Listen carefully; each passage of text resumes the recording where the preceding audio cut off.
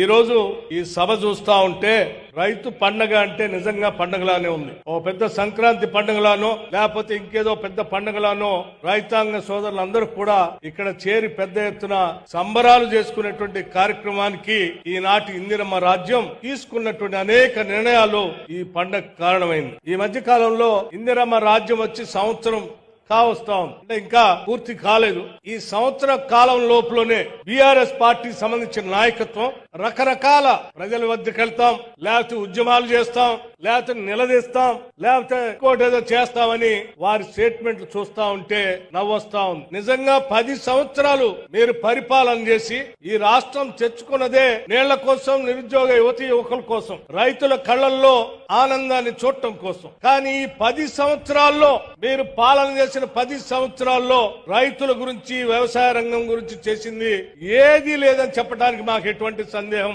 లేనే లేదు. ఈ రోజు ఇదే మహబూబ్నగర్ జిల్లాకి సంబంధించి ఇక్కడ ఉన్నటువంటి కృష్ణా నదిని కూడా తీసుకుంటే ఈ నది ద్వారా ప్రవహించే నీళ్లను కూడా ఈ మహబూబ్నగర్ జిల్లాకో లేకపోతే రంగారెడ్డి జిల్లాకో నల్లగొండ జిల్లాకో నీళ్లు ఇవ్వాలని ఆలోచన చేసింది ఆనాటి కాంగ్రెస్ ప్రభుత్వం. మళ్ళీ తిరిగి వాటిని మొదలుపెట్టి నిధులు కేటాయిస్తూ ప్రతి నెల రివ్యూ చేస్తూ ముందుకు తీసుకుపోయేది ఈనాటి ఇందిరమ్మ రాజ్యం రాష్ట్ర ముఖ్యమంత్రి శ్రీ రేవంత్ రెడ్డి గారి నాయకత్వంలో ఇరిగేషన్ శాఖ మంత్రులు ఉత్తమ్ కుమార్ రెడ్డి గారు, మిగతా మంత్రులు ఇక్కడ దగ్గరుండి రివ్యూ చేసి ముందుకు తీసుకొని పోతా ఉన్నారు.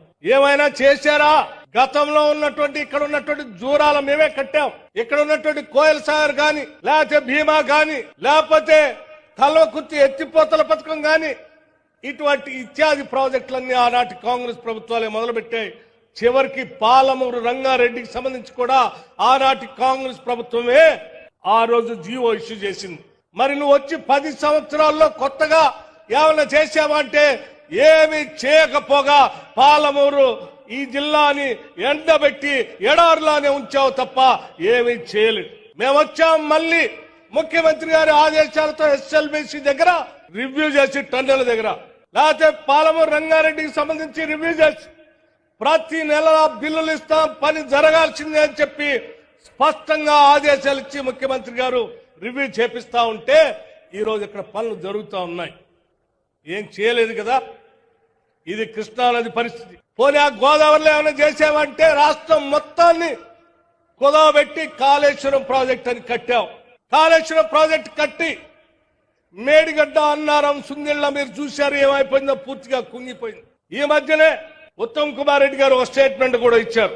అయ్యా, మీ కాళేశ్వరం పని చేయకపోయినా, మేడిగడ్డ, అన్నారం, సుందిళ్ళ కుంగిపోయినా, అందులోంచి చుక్క నీళ్లు తీసుకోకపోయినా మా ప్రభుత్వం ఒక పకడ్బందీ ప్రణాళికతో గతంలో కట్టినటువంటి అనేక ప్రాజెక్టు ద్వారా ఎస్ఆర్ఎస్పి గాని, కడెం గాని, శ్రీపాద ఎల్లంపల్లి గాని, లేకపోతే మిడ్ మానేర్ గాని, లోయర్ మానేర్ లాంటి అనేక ప్రాజెక్టుల ద్వారా చివరికి దేవాదులు లాంటి వాటితో తీసుకున్నటువంటి ప్రణాళికాబద్ధంగా జాగ్రత్తగా పనులు చేస్తే దాదాపు 66,77,000 ఎకరాల్లో వరి సాగు చేస్తే 153 లక్షల టన్నులు అత్యధికం ఈ రోజు రాష్ట్రంలో ఉత్పత్తి జరిగింది. మరి కాళేశ్వరం లేదే, మేడిగడ్డ లేదే, అన్నారం లేదే, సుందిళ్ళ లేదే. మీరు 1,25,000 కోట్లు తీసుకొచ్చి దాంట్లో పోసి కడితే అది పనికి రాకుండా పోయినా ఇవాళ ప్రణాళికాబద్ధంగా మా ప్రభుత్వం ఆలోచన చేసి పండిస్తే మీకంటే ఎక్కువ, మీ 10 ఏళ్ల సమయం కంటే ఈరోజు మా రాష్ట్ర ప్రభుత్వం హయాంలో సూచనల ప్రకారం అత్యధిక ధాన్యం పండిస్తే ఒక ఆయన అంటాడు, నేను రోడ్డు మీద పోతాం, ధాన్యం కొనుగోలు చేయట్లేదు అంటాడు. ఎక్కడ ధాన్యం కొనుగోలు చేయట్లేదు? పకడ్బందీగా అత్యంత ప్రణాళికాబద్ధంగా కొన్ని వేల సెంటర్లో ధాన్యం కొనుగోలు సెంటర్ని ఐకేపీ సెంటర్ల ద్వారా ప్రారంభోత్సవం చేయటమే కాకుండా మీలాగా నెలల తరబడి డబ్బులు ఇవ్వకుండా వారం రోజుల్లోనే వాళ్ళ ఖాతాల్లోకి డబ్బులు వచ్చేటట్టుగా కూడా చాలా స్పష్టంగా ఈనాటి ప్రభుత్వం చేసి ముందుకు పోతాం. ఇది కాంగ్రెస్ ప్రభుత్వం రైతుల కోసం ఆలోచన చేసినటువంటి ప్రభుత్వం. ఇంకో ఆయన అంటాడు, నేను ఉద్యమం చేస్తా బయటకు వచ్చి.